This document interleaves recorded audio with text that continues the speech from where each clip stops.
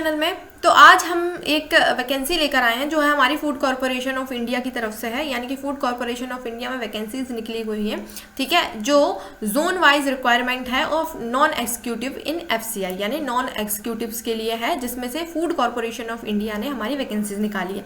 Food corporation of India one of the largest public sector undertaking ensuring the food security, यानी food security के लिए ये हमारा largest public sector undertaking ensuring the food security of the nation, यानी कि हमारे nation का एक कह सकते हैं एफसीआई यानी कि फूड कॉरपोरेशन है, ठीक है। अब इसमें हमें क्या करना है, एक ऑनलाइन एप्लीकेशन है, अंडर मेंशन पोस्ट, यहाँ पे पोस्ट मेंशन की गई है, डिपोट्स की, ऑफिसेज की, spread all over the country, यानी कि पूरी हमारे इंडिया की कंट्री में, जिसमें eligible candidate who fulfil the prescribed qualification, age और एक्सपीरियंस, ठीक है।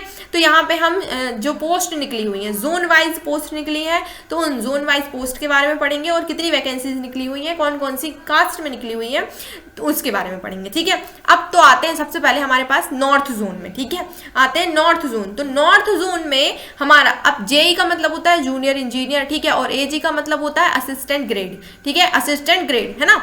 अब बात आती है यहाँ पे, और ये भी ध्यान रखें post code, junior engineer civil engineer जो है वो पोस्ट ए में आएगा, और इलेक्ट्रिकल मैकेनिकल इंजीनियर जो है वो पोस्ट बी में आएगा, स्टेनो ग्रेड सी में आएगा, एजी जो असिस्टेंट ग्रेड है वो थर्ड में आएगा, और एजी असिस्टेंट ग्रेड अकाउंट वो EFGHI में, ठीक है। तो इस तरीके से पोस्ट कोड बटे हुए हैं और पोस्ट के नाम भी दिए हुए हैं, ठीक है। यहाँ पे स्केल ऑफ पे यानी पे स्केल कितना होगा, 34,000 से 1,34,000 होगा, ए और बी का सेम होगा, और सी का क्या होगा, 30,500 से 88,100 तक, ठीक है।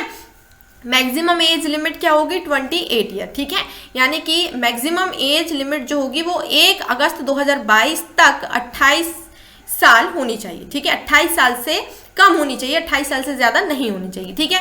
अब इसमें अपनी अपनी कैटेगरी के हिसाब से आप यहाँ पे देख सकते हैं कि सबसे पहले टोटल वैकेंसी 22 है, ठीक है, PWD वाले एक वैकेंसी और ESM वाली एक है, ठीक है। लेकिन अब यहाँ पे SC ST OBC EWS और अनरिजर्व कैटेगरी में आप अपनी कैटेगरी के हिसाब से यहाँ पे पोस्ट देख सकते हैं कि कितनी पोस्ट है, ठीक है। तो आप वीडियो को पॉज करके भी इसका स्क्रीनशॉट लेके देख सकते हैं, या वीडियो को पॉज करके आप अपनी पोस्ट को, अपनी कैटेगरी वाइज पोस्ट को देख सकते हैं, ठीक है। सेकंड आएगा हमारा इलेक्ट्रिकल मैकेनिकल इंजीनियर, तो इसमें भी एज लिमिट जो होगी वो 28 होगी, और टोटल 8 वैकेंसी है, ठीक है। स्टेनो ग्रेड की 43 है यहाँ पे, और असिस्टेंट ग्रेड थर्ड जो जनरल है उनकी 463 है, 463 है। असिस्टेंट ग्रेड थर्ड अकाउंट्स की 142 है, असिस्टेंट ग्रेड थर्ड की 611 है, असिस्टेंट ग्रेड थर्ड डिपोर्ट वालों की 1063 है, और असिस्टेंट ग्रेड थर्ड हिंदी वालों की 36 है, ठीक है। अब इनके अंदर की जो एलिजिबिलिटी है वो भी मैं आपको बताऊंगी, ठीक है। टोटल वैकेंसी यहाँ पे नॉर्थ जोन में कितनी हो गई है, 2388, ठीक है। इसके बाद में 328 जो है ये यहाँ पे हमारी किसकी है, ये ESM वालों की, ठीक है, और PWD वालों की 94, ठीक है, वैकेंसी है। अब आते हैं साउथ जोन में। तो साउथ जोन में भी हमारा क्या है कि जूनियर इंजीनियर सिविल इंजीनियर यानी पोस्ट कोड A की 20 एज लिमिट 28 है, यहाँ पे टोटल पोस्ट है 5, ठीक है।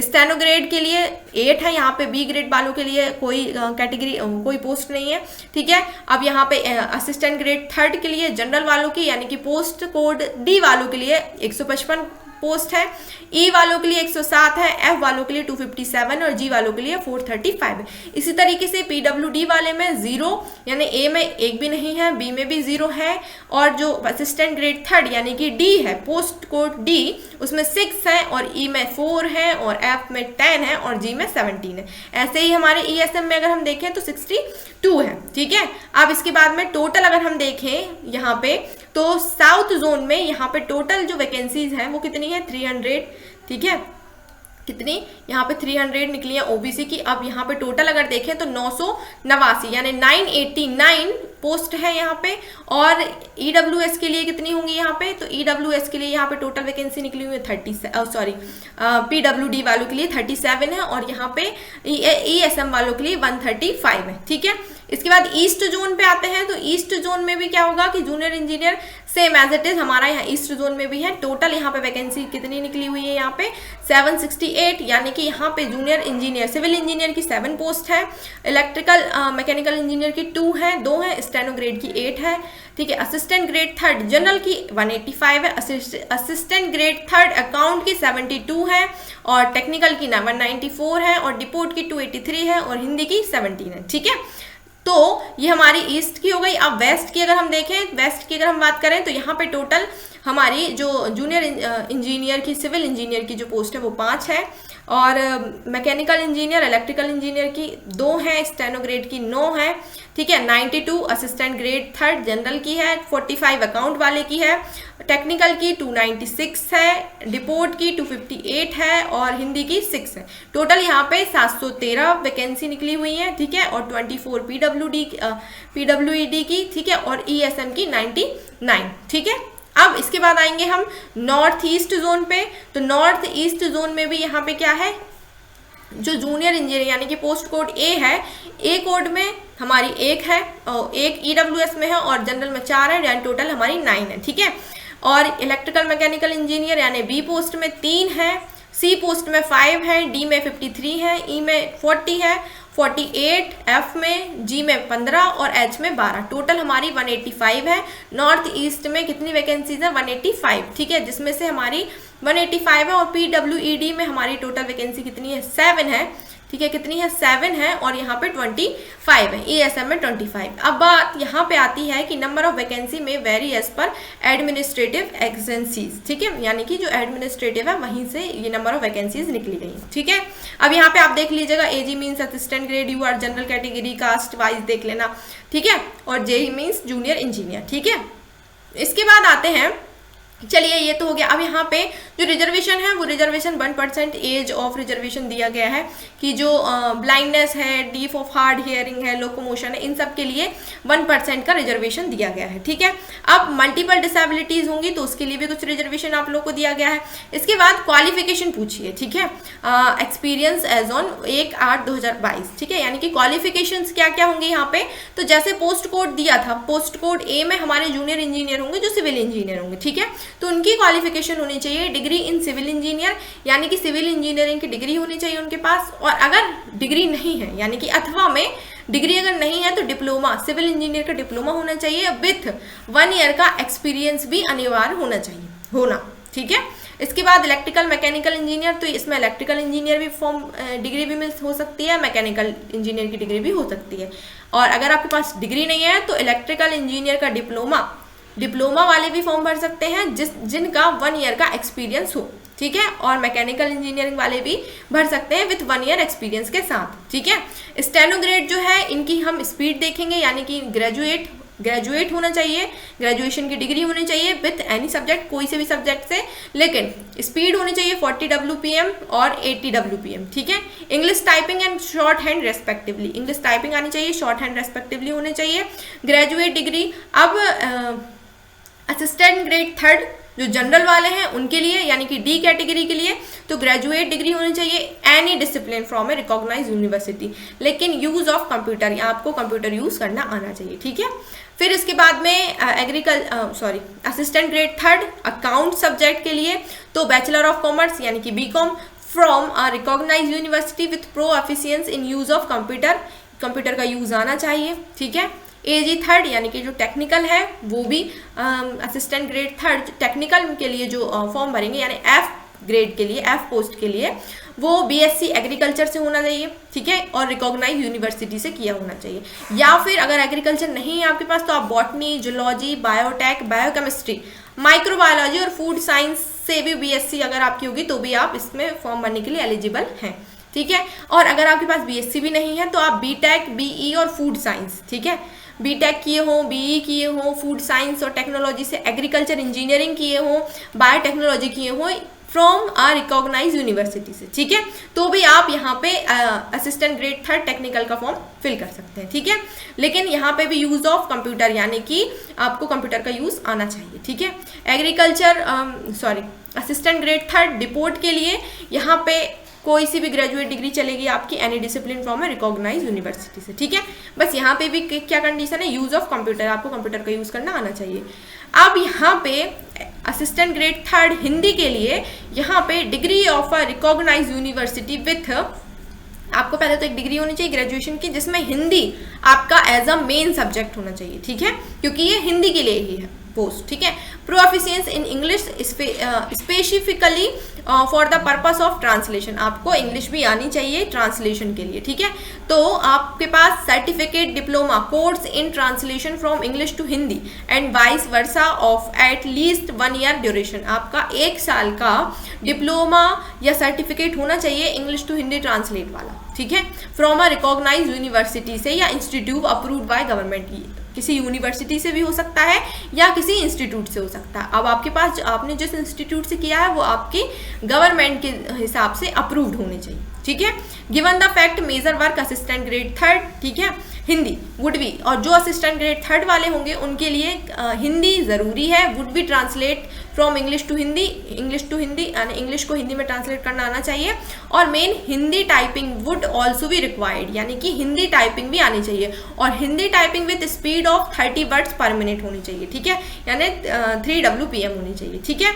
इसके बाद Hindi should be main subject in every year of graduation, आपका जो ये असिस्टेंट ग्रेड 3 हिंदी वाला जी पोस्ट है, इस पोस्ट में आपका ये याद रखें कि हिंदी सब्जेक्ट आपका हर साल यानी ग्रेजुएशन के हर साल में मेन सब्जेक्ट होना चाहिए, ठीक है, क्लियर हो गया।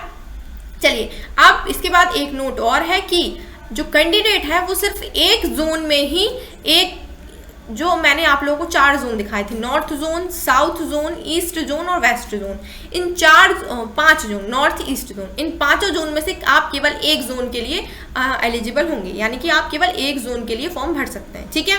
अब एक जोन के लिए तो फॉर्म भरेंगे, लेकिन फिर भी उसके अंदर भी a candidate can apply only for any one of the post code, या जैसे मैंने आपको पोस्ट कोड बताए थे, ए में हमारा जूनियर इंजीनियर आएगा, ठीक है, सिविल इंजीनियर, बी में हमारा मैकेनिकल इंजीनियर, सी में हमारा स्टेनो, तो ये ABCDEFG और H, ठीक है, विद इन द जोन, हमने जो जोन चुना है उसी जोन के अंदर हमें ABCDEFGH में से कोई एक पोस्ट को चुनना होगा, ठीक है, क्लियर हो गया। तो ये तो हमारी क्या हो गई, क्वालिफिकेशंस हो गई। अब आते हैं कि जो हमने यहाँ पे देखा, जो हम पोस्ट के लिए फॉर्म डालेंगे, इसका जो एग्जाम होगा वो कैसे होगा, तो इसका जो एग्जाम होगा वो ऑनलाइन मोड होगा, ठीक है, लेकिन जो ऑनलाइन मोड होगा फिर भी वो 2 पार्ट्स में होगा, ठीक है, फेज 1 में होगा और फेज 2 में होगा, ठीक है। तो जो फेज 1 में होगा वो कैसे होगा और उसमें कौन कौन से सब्जेक्ट आएंगे, और जैसे सिलेक्शन प्रोसेस में बता देती हूँ आप लोगों को, जैसे पैटर्न ऑफ ऑनलाइन टेस्ट होगा, तो online test will comprised of phase 1 और फेज 2 एग्जाम्स, ठीक है, यानी फेज 1 और फेज 2 में होगा, ठीक है। The online exam of phase 1 shall be common irrespective of the post. The test structure of phase 1 online exam, ठीक है। Name of the test, test का नाम क्या होगा, English language, number of question 25 question आएंगे, मैक्सिमम मार्क्स 25, ड्यूरेशन कितनी होगी आपको 15 मिनट की देगी, और वर्जन इंग्लिश, यानी इंग्लिश में आपका इंग्लिश लैंग्वेज का पेपर आएगा, ठीक है। इसके बाद आएगा रीजनिंग एबिलिटी, तो रीजनिंग आपकी 25 नंबर की आएगी, 25 क्वेश्चन आएंगे और 15 मिनट में सिर्फ आपको 15 मिनट दिए जाएंगे, ये बाइलिंगुअल होगा, यानी कि हिंदी इंग्लिश दोनों में आएगा।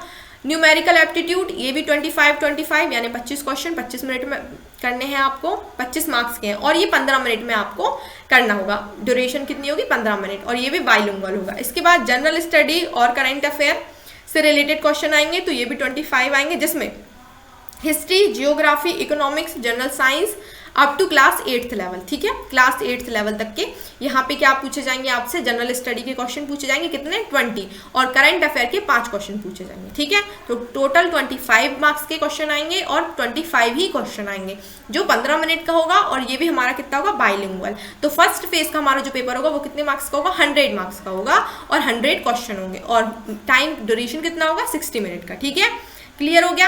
अब आते हैं इसमें कि जो फेज 1 है, फेज 1 जो हमारा पेपर होगा वो हमारा होगा ऑब्जेक्टिव टाइप में, यानी कि मल्टीपल चॉइस क्वेश्चंस होंगे, ठीक है, क्या होंगे, मल्टीपल चॉइस क्वेश्चन। इसमें एक क्वेश्चन यानी कि each question will carry equal 1 mark, ठीक है, यानी कि एक क्वेश्चन एक क्वेश्चन के लिए 1 नंबर आपको दिया जाएगा, लेकिन रॉन्ग आंसर के लिए आपको negative marking 1/4 of the mark assign to that question काट लिए जाएंगे, ठीक है, यानी कि एक क्वेश्चन आपका सही होगा तो आपको 1 मार्क मिलेगा, और अगर 4 क्वेश्चन आपके गलत होंगे तो आपका 1 क्वेश्चन 1 नंबर कम हो जाएगा, ठीक है, नेगेटिव मार्किंग हो जाएगी, ठीक है।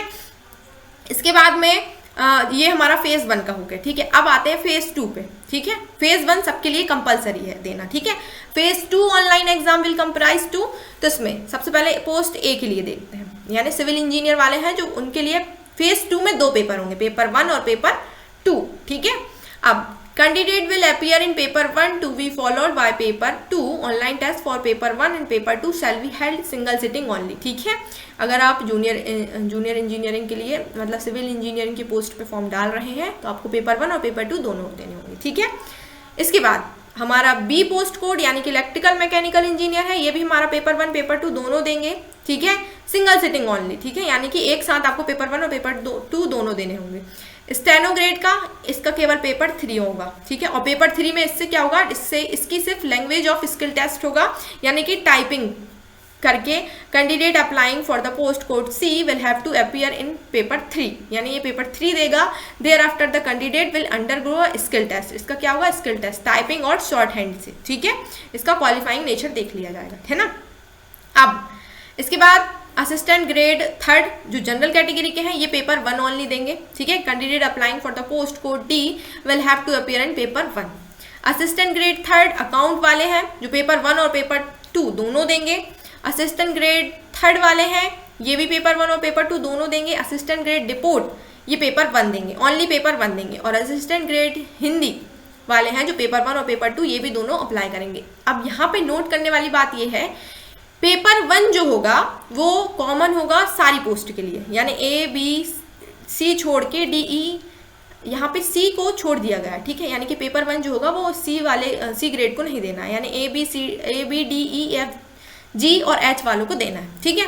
इसके बाद पेपर टाइप, यानी कि अभी जो मैंने पेपर आपको बताया पेपर 1 पेपर 2 पेपर 3, ठीक है। तो कौन कौन से पेपर होंगे, कितने नंबर के होंगे वो बता देती हूँ।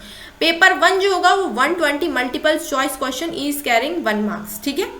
क्लियर हो गया, यानी कि पेपर 1 अगर हमारा जो होगा जो 120 मल्टीपल चॉइस का होगा इसके लिए आपको 90 मिनट दिए जाएंगे, ठीक है। और candidate should not that there will be negative marking of the 1/4 of the mark assigned to a question in phase 2। If question left blank answer marked by the candidate there will be no negative marking for that question, ठीक है। यहाँ पे क्या होगा, negative marking क्या होगी आपकी जब आप गलत क्वेश्चन देंगे तब, ठीक है। और बाकी क्वेश्चन आपने छोड़ दिया तो नेगेटिव मार्किंग नहीं हो। इसके बाद पोस्ट स्पेसिफिक पेपर यानी कि दूसरा पेपर 2 जो हमारा होगा वो 60 मल्टीपल चॉइस क्वेश्चन होंगे, यानी कि 60 क्वेश्चन आएंगे और जो हमारे होंगे 2 मार्क्स के। कितने मार्क्स होंगे, 2 मार्क्स के, ठीक है। यानी कि 120 नंबर का हमारा ये भी पेपर होगा। और इसको पूरा करने के लिए हमें कितने टाइम दिया जाएगा, 60 मिनट का, यानी 1 घंटे का, ठीक है। अब पेपर 3 जो होगा वो हमारा होगा मल्टीपल चॉइस क्वेश्चन होगा, कैरिंग 1 मार्क्स, 120 नंबर का होगा, ये भी हमारा 90 मिनट में कंप्लीट होगा, ठीक है। अब जैसे कि पेपर 1 हमारा है, यहाँ पे पेपर 1 जो दिया है 120 मल्टीपल क्वेश्चन, इसमें हमारा क्या क्या आएगा, ठीक है। तो पेपर 1 का जो ड्यूरेशन दिया है आपको 90 मिनट का दिया है। यहाँ पे इंग्लिश लैंग्वेज पूछी जाएगी, रीजनिंग पूछी जाएगी, न्यूमेरिकल एप्टीट्यूड पूछी जाएंगे और जनरल स्टडी पूछी जाएगी, ठीक है। तो इंग्लिश रीजनिंग न्यूमेरिकल जो होंगे वो हमारे 25 मार्क्स के होंगे, ठीक है। और यहाँ पे आपको टाइम कितना दिया जाएगा, 20 मिनट का, यानी कि 20 मिनट का टाइम दिया जाएगा, ठीक है। इसके बाद जनरल स्टडी में आपका हिस्ट्री, जियोग्राफी, इकोनॉमिक्स 25 मार्क्स के दिए जाएंगे। फिर आएगा जनरल साइंस, तो ये 5 मार्क्स का आएगा, 10 क्वेश्चन आएंगे हमारे जनरल साइंस के 10th लेवल तक के। और करंट अफेयर आएंगे हमारे 5 क्वेश्चन 5 नंबर के, ठीक है। और कंप्यूटर अवेयरनेस के भी हमारे 5 क्वेश्चन आएंगे। तो टोटल मिला के हमारे कितने क्वेश्चन होंगे, 25। और कितने नंबर के होंगे, 25 नंबर के। और जो लैंग्वेज होगी वो क्या होगी, बाइलिंगुअल होगी, ठीक है, यानी हिंदी इंग्लिश दोनों में आएंगे। तो ये हमारा हो गया क्या, पेपर 1, ठीक है। ये हमारा हो गया पेपर 1 120 नंबर का, हाँ ये टोटल 120 90 मिनट में, ठीक है। अब पेपर 2 जो है हमारा, इसमें 60 मल्टीपल चॉइस क्वेश्चन होंगे सिविल इंजीनियरिंग के लिए, पोस्ट कोड जूनियर जो भी है, ठीक है। आप इसको रोक कर देख लीजिएगा, ठीक है। यहाँ पे आपके 60 मल्टीपल चॉइस क्वेश्चन दिए जाएंगे आपके सब्जेक्ट से रिलेटेड, ठीक है। फिर इसके बाद में द डिटेल सिलेबस, यहाँ पे डिटेल सिलेबस भी दिया गया है जूनियर इंजीनियर के लिए, यानी पोस्ट कोड ए के लिए। तो ये भी आप यहाँ पे वीडियो को रोक कर देख सकते हैं कि building material, surveying, soil mechanical, estimating, transportation, ये सारे के सारे क्या है, इनका सिलेबस दिया गया है जूनियर के लिए, junior engineering C assistant grade के लिए, असिस्टेंट ग्रेड 3rd पोस्ट के लिए, एफ के लिए, जी के लिए, सारे के सारे यहाँ पे क्या दिए गए हैं, अब पेपर थर्ड आता है, तो पेपर थर्ड हमारा कितने नंबर का होगा, 120 नंबर का। इसमें भी जनरल इंग्लिश पूछी जाएगी, general awareness, general intelligence, computer awareness, ठीक है, कंप्यूटर, क्योंकि ये हमारा कंप्यूटर वालों के लिए है, स्टेनो वालों के लिए, तो ये 120 नंबर के क्वेश्चन होंगे और 120 मार्क्स होंगे और 90 मिनट आपको दिए जाएंगे। ये भी बायलिंगुअल होंगे, हिंदी इंग्लिश, केवल जनरल इंग्लिश आपकी इंग्लिश में होगी, ठीक है। यहाँ पे mark obtained in phase 1 online exam will not be record from final merit list, यानी जो ऑनलाइन आपका फेज 1 का जो पेपर होगा वो फाइनल मेरिट लिस्ट नहीं होगी, फेज 2 का जो आपका आएगा वो आपको कॉल्ड फॉर फेज 2 एग्जामिनेशन के लिए बुलाएंगे, ठीक है। The merit of online test post code D और G will be decided to the basis of marks secured in paper of first and phase 2, ठीक है। इसके बाद ये तो हमारा पेपर का हो गया। अब पेपर के बाद में आएंगे हम यहाँ पे कि हमें जैसे कि हमने यहाँ पे एलिजिबिलिटी मैंने आप लोगों को बताई दी है, यहाँ पे क्वालिफिकेशंस भी बता दी है।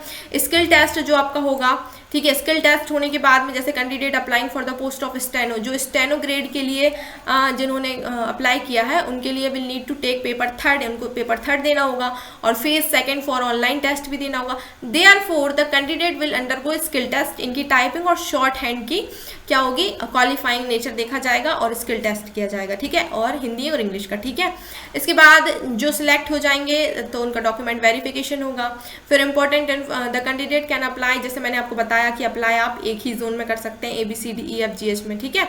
इसके बाद में डाउनलोड ऑफ कॉल लेटर, फिर आपके पास कॉल लेटर भी, मतलब जैसे ही आप लोगों का सिलेक्शन होगा वैसे कॉल लेटर के थ्रू आपको बुला लिया जाएगा। आइडेंटिटी वेरिफिकेशन होगा फिर आपका, तो जो वेरिफिकेशन की प्रोसेस होती है वो होगी। जनरल इन्फॉर्मेशन दिया जाएगा आपको, तो जनरल इन्फॉर्मेशन स्ट्रक्चर में कि आपका मतलब सिटीजन ऑफ इंडिया। यहाँ पे आपको एक चीज़ और बताई जाएगी कि जैसे कि आपका एग्जाम होगा, ठीक है, तो एग्जाम होने के लिए एग्जाम सेंटर कौन से होंगे, ठीक है, जैसे आप कौन से स्टेट के हैं और कौन से आपको सेंटर मिलेंगे। जैसे कि आप अगर आंध्र प्रदेश के हैं तो आपको ये सेंटर मिलेंगे, नेल्लोर, विजयवाड़ा, काकीनाडा, कुर्नूल, तिरुपति, ठीक है। असम के हैं तो आपको ये वाले सेंटर मिलेंगे यहाँ पे, और अरुणाचल प्रदेश के हैं, बिहार के, छत्तीसगढ़ के, चंडीगढ़ के, दिल्ली के, गोवा के, गुजरात के, हरियाणा, क्योंकि ये पूरा ऑल ओवर इंडिया के लिए निकाली गई है, ठीक है। हरियाणा, हिमाचल प्रदेश, जम्मू कश्मीर, झारखंड, कर्नाटक, केरला, और मध्य प्रदेश में आपका जो सेंटर बनेगा भोपाल, ग्वालियर, इंदौर, जबलपुर और उज्जैन बनाए जाएंगे। इसके बाद महाराष्ट्र आएगा, मेघालय, मिजोरम, नागालैंड, उड़ीसा, पांडुचेरी, पंजाब, तमिलनाडु, यहाँ पे सारे के सारे सेंटर्स के नाम दिए गए हैं, ठीक है। और ये the state wise list of examination centre of phase 2, ये फेज 2 के लिए दिए गए हैं, ठीक है। तो सेम एज इट इज़ वही के वही दिए गए हैं, ठीक है। जैसे चंडीगढ़ में रायपुर, छत्तीसगढ़ में रायपुर दिया गया है, चंडीगढ़ में चंडीगढ़ महोरी दिया गया है, ठीक है। मध्य प्रदेश में जो आपको फेज सेकंड का जो एग्जाम होगा उससे भोपाल में होगा, ठीक है।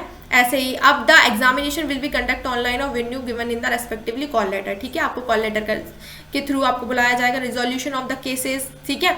अब इसमें यहाँ पे एक चीज़ और है कि आप किस जोन में है, मतलब जिस स्टेट में आप रहते हैं उस स्टेट के हिसाब से आप जोन चूज कर सकते हैं, ठीक है।